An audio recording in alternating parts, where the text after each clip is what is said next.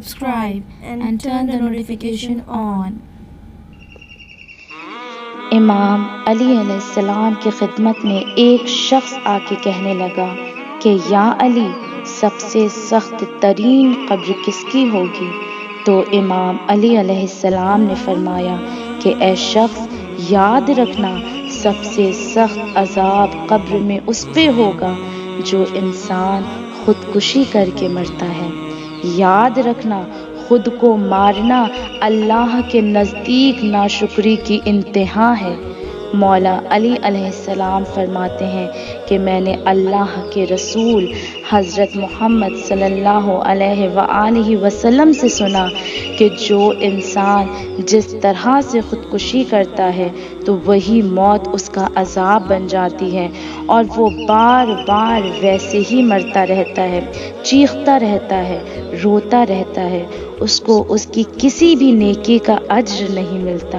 یاد رکھنا یہ زندگی اللہ کی دی گئی ہے، یہ آنکھیں اللہ کی عطا کی گئی ہیں، یہ کان جس سے انسان سنتا ہے، یہ زبان جس سے انسان بولتا ہے، یہ ہاتھ، یہ پاؤں مقرر وقت تک انسان کے لیے اللہ کی نعمت قرار دیے گئے ہیں،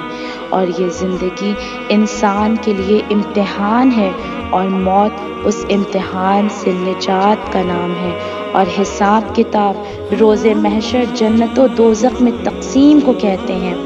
یاد رکھنا جس طرح سے اللہ نے جسم کی بھوک اور پیاس کو ہر انسان کی فطرت میں سما دیا ہے، اور جسم کی بھوک اور پیاس کو مٹانے کے لیے کھانے اور پانی کو قرار دیا ہے، ویسے ہی انسان کی روح کی بھوک کو مٹانے کے لیے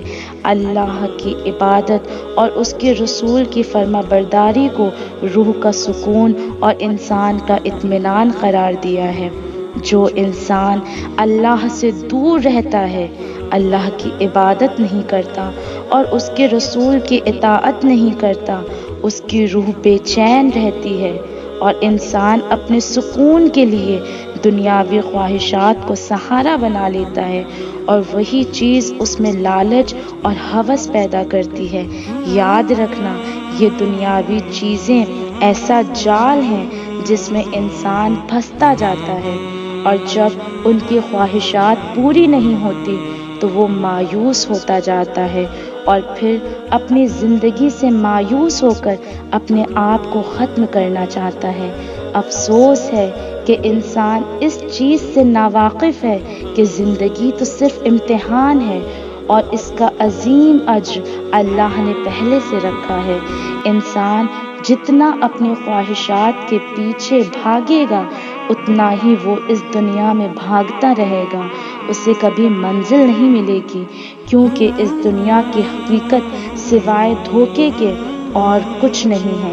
یاد رکھنا کہ اپنے آپ کو مارنا زندگی کے مسائل کو ختم نہیں کرتا، بلکہ انسان کی آخرت کو تباہ کر کے انسان کو ایک ایسے عذاب میں مبتلا کر دیتا ہے